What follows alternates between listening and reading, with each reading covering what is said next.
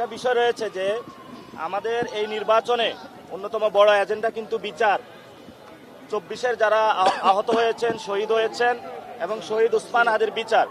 এই জন্য কিন্তু আমরা আজকে যে আমাদের নির্বাচনী আয়োজন, যে যাত্রা, এখানে মার্চ ফর জাস্টিস রেখেছি। আমরা ইনশাল্লাহ ওসমান হাদি ভাইয়ের কবর জিয়ারত করে ইনশাল্লাহ আমরা হাঁটতে হাঁটতে মতিঝিল পর্যন্ত যাব মার্চ ফর জাস্টিসের জন্য। আপনারা যারা এখানে প্রশ্ন করবেন, প্রশ্নটা আজকে নির্বাচনী যাত্রা এবং এই রিলেটেড রাখার জন্য আমি সম্মানিত সাংবাদিক ভাই যারা রয়েছেন তাদের কাছে অনুরোধ করছি।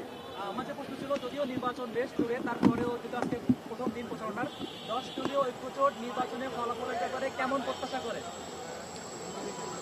10 দলীয় নির্বাচনী ঐক্য বিপুল ভোটে জয়ী হয়ে সরকার গঠন করবে। আমরা এটাই প্রত্যাশা করি। বাংলাদেশের সাধারণ মানুষ আমাদের সাথে আছেন এবং জুলাইয়ের আকাঙ্ক্ষাকে ধারণ করে সংস্কারের অগ্রযাত্রাকে নিয়ে যেতে হলে 10 দলীয় ঐক্যজোটের জয় লাভের কোনো বিকল্প নাই। গণভোটে হ্যাঁ বলি, গণভোটে হ্যাঁ বলি, জিতবে এবার শাপলা কলে, গণভোটে হ্যাঁ বলি, গণভোটে হ্যাঁ বলি, জিতবে এবার শাপলা কলে, গণভোটে হ্যাঁ বলি, গণভোটে হ্যাঁ বলি, জিতবে এবার শাপলা কলে, গণভোটে হ্যাঁ বলি, জিতবে এবার শাপলা কলে, জিতবে এবার শাপলা কলে, গণভোটে হ্যাঁ বলি। আবু সাঈদ মুগ্ধ, শেষ হয়নি যুদ্ধ, শেষ হয়নি যুদ্ধ, আবু সাঈদ মুগ্ধ, আবু সাঈদ মুগ্ধ, শেষ হয়নি যুদ্ধ।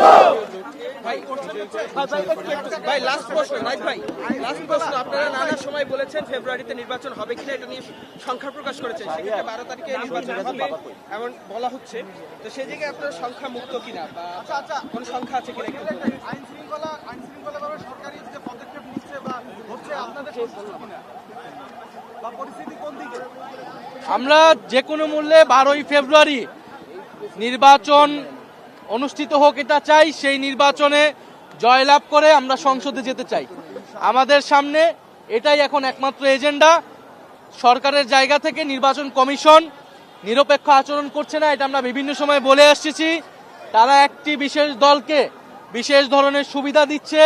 এই যে গত কয়েকদিন নির্বাচনী প্রচারণার নিয়ম না থাকলেও তারা নির্বাচনী প্রচারণা করেছে, অন্যদিকে গণভোটের পক্ষে প্রচারণা করতে যেয়ে আমাদেরকে নির্বাচন কমিশন শোকজ নোটিশ দিয়েছে। ফলে আমরা এটা বারবার বলেছি যে নিরপেক্ষতা থাকতে হলে নিরপেক্ষ আচরণ করতে হবে, কিন্তু আমরা চাই যে কোনো মূল্যে সামনের দিকে এগিয়ে যেতে। জাতীয় নাগরিক পার্টি এনসিপি সংস্কারের পক্ষে যেরকম দৃঢ় অবস্থান ছিল, বিচারের পক্ষে যেরকম দৃঢ় অবস্থান ছিল, একইভাবে নির্বাচন এবং গণভোটের পক্ষে তারা দৃঢ় অবস্থান আছে। যে কোনো মূল্যে আমরা সুষ্ঠু নির্বাচন 12ই ফেব্রুয়ারি যাতে নিশ্চিত হয়, সেজন্য যা যা করা প্রয়োজন তা আমরা করব।